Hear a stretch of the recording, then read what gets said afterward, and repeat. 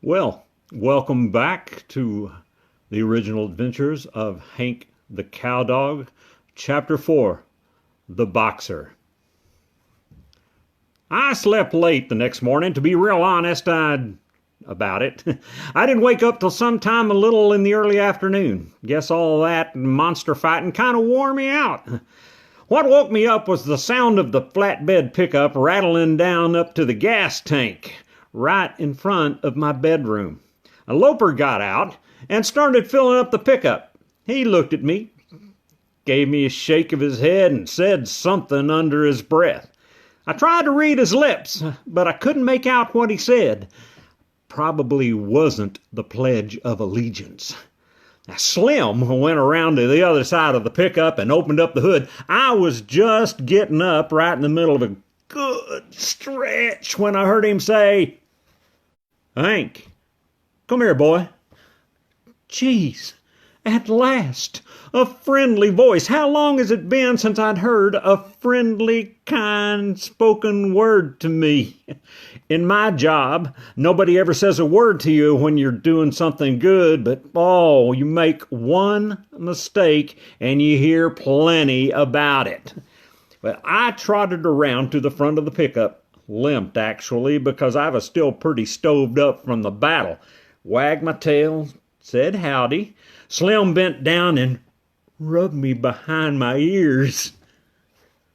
"Good dog," he said. "Good dog."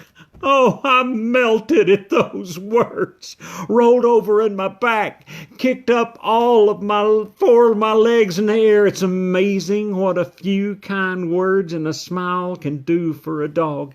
Even as hard-boiled as I am, which is something you have to be in this line of work, I respond to kindness. Slim rubbed me in that special spot right at the bottom of my ribs, the one that somehow connected to my back leg. Now, I've never understood the mechanics of it, but if a guy scratches me right there, it makes my back leg start a-kicking. Slim scratched and I kicked. Oh, it felt good. Made old Slim laugh. Then he told me to sit. I sat and I tried to shake hands. Shaking hands is one of the many tricks I've learned over the years that I can usually count on to delight an audience of people. But Slim didn't notice. He reached under the hood, pulled out the dipstick, and wiped it off on my ear. Good boy. And that was it. I waited around for more scratching or handshaking, but he seemed to forget I was there. He slammed the hood and stepped on my paw. "Oops, sorry, Hank. Get out of the way." The sweet moments in life are fleeting. When they come before some noodle steps up on you and tells you to get out of the way. Slimp and Loper got into the pickup, and Loper said, "Don't you dogs try to follow us." He gunned the motor and pulled away from the gas tank. Drover suddenly appeared out of nowhere and hopped up into the back of the pickup. "Come on, Hank, it's time for us. We're supposed to go." In the back of my mind, I knew that wasn't right, but I didn't have time to think about it. I chased the pickup until it slowed down at the top of a hill, and I jumped in the back. "Where are we going?" I asked. Drover gave me that kind of famous empty-headed look, one of his that you can gaze into his eyes and see all the way back to the tip of his tail, and there's nothing in between. "Beats me, but I bet we're going somewhere." Loper drove up to the mailbox and turned left. Now, if he had turned right, that meant we were going to the pasture. A left turn meant only one thing. We were going to town, and that meant only one thing. Loper was going to be as mad as thunder when he found out we jumped into the back and hitched a ride. But what the heck, you can't be safe and cautious all of the time. If you're too timid in this life, you'll miss out on the fun and adventure. You'll just stay home and snap at some flies, and when you get to be an old dog, you'll look back on your life and think, All those years I've been on this earth, and I've never done anything but snap at flies. And you'll regret that when the opportunity came up and you didn't sneak a ride into town. A drover curled up behind the cab and watched the scenery go by. I sat on my haunches, closed my eyes, and just let the wind flap my ears around. It felt good and restful. There for a little while I forgot all about my cares and responsibilities. That lasted until we got on the highway. Loper pulled up on the blacktop and he began to pick up speed. The wind began to sting, and my ears flapped a little harder than I wanted them to flap, and the crumbs of alfalfa started stinging and started to swirl around. I laid down beside Loper. Say, before I forget, I want to thank you for all your help you gave me with that last night with that monster. He gave me a shy grin. Oh, that's okay. It's the least I could do. It sure the heck was. If you'd done any leaster, you'd be fighting for the other side. The shy grin disappeared. You mad about something? Forget it. I don't want to talk. Alfalfa leaves were getting in my mouth. I just slept all the way back into town. Next thing I knew, we had slowed down and were coasting up to Main Street. I sat there and took in the sights. Bunch of stores and street lights, several town dogs just loafing around, and a big old tumbleweed rolled right down the middle of the street. Loper drove into the parking place in front of the Waterhole Cafe, beside 2 or 3 other pickups that looked like cowboy rigs. When he got out, he saw us back there and gave us the tongue lashing I knew we would get. Well, it wasn't any worse than usual, and not bad enough to make me regret that we had hopped into the back of the truck. He told us to sit, be good, and don't bark. Then he and Slim went into the water hole. For 5 or 10 minutes, we concentrated on being good, which was a real drag. Then I heard Drover go, "Psst." He jerked his head around to the pickup that was parked next to us. In the back end, fast asleep, was a big, old, ugly boxer dog. We both moved to the side of the bed and started after him. He must have felt our eyes, because after a bit his head came up and growled with a wicked expression on his face. What are you looking at? Just looking at the sights. What's your name? Puddentane. Ask me again, I'll tell you the same. I guess Drover didn't understand what that meant, so he asked, What's your name? John Brown. Ask me again, I'll knock you down. Drover gave me a puzzled look, and I said, How come they got you chained up? He was tied to the headache racks of the pickup with a piece of chain. So I won't kill any dogs. No fooling! You kill dogs? Drover asked. Just for drill. I prefer bigger stuff. That sort of ended the conversation. Puddentane went back to sleep, and I got involved with some noisy old flies that were bothering my ears. Took a few snaps at them, but I didn't catch anything. Next thing I knew, Drover said, What would you do if I peed on your tires? The boxer's head rose up real slowly, and he turned his wicked eyes on little old Drover. What did you say? I said, What would you do if we peed on your tires? Drover, it made me a little uneasy the way he was talking about we. The boxer sat up. I'd tear off your legs and wring your neck. But how could you do that if you're chained up? Drover! The boxer lifted up the side of his mouth and unveiled a long set of white teeth. I'd bust the chain. It looks pretty stout to me. Drover! It ain't stout enough.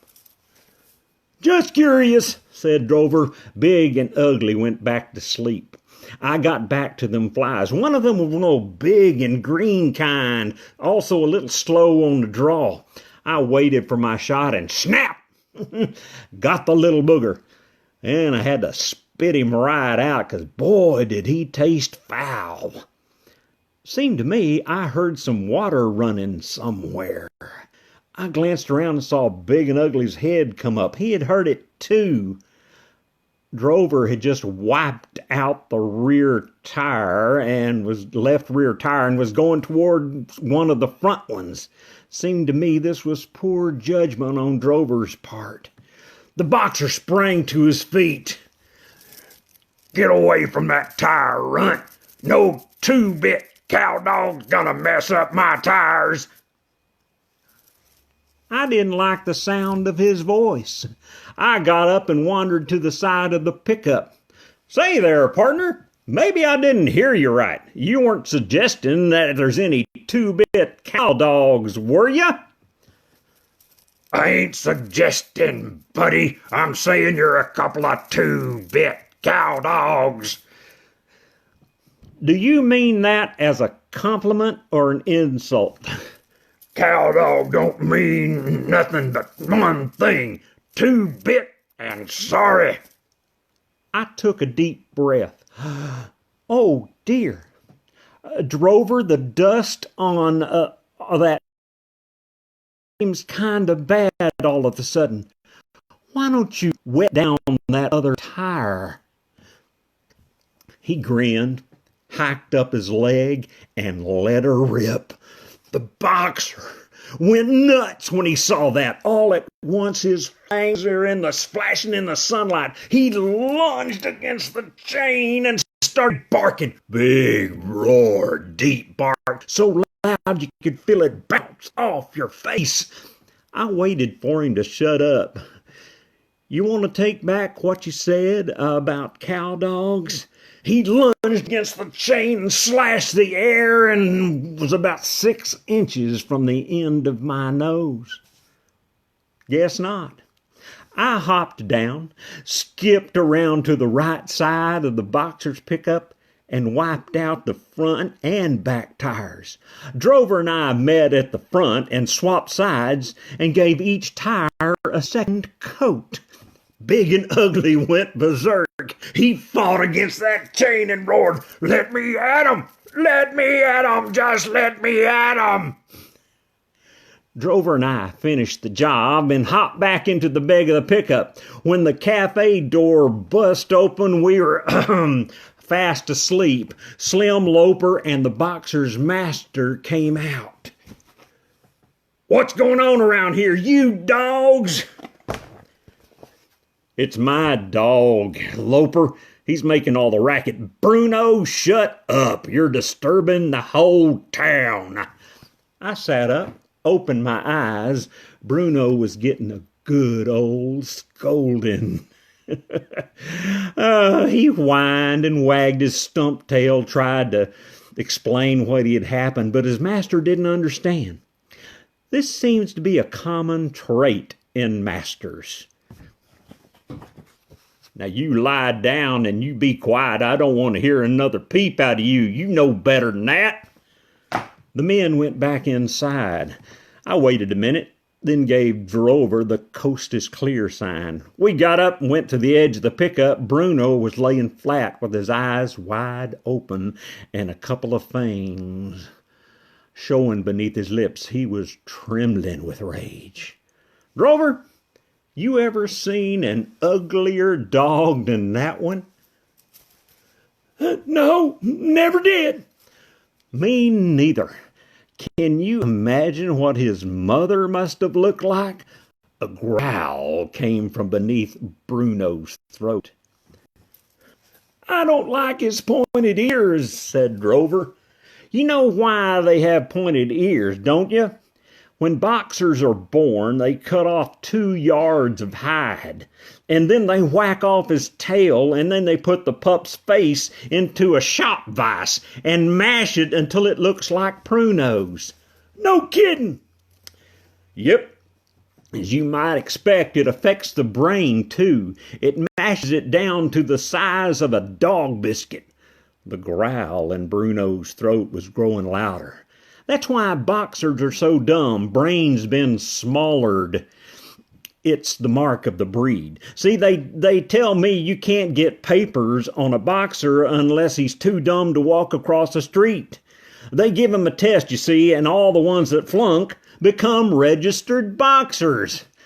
By this time, the growl became a steady roar.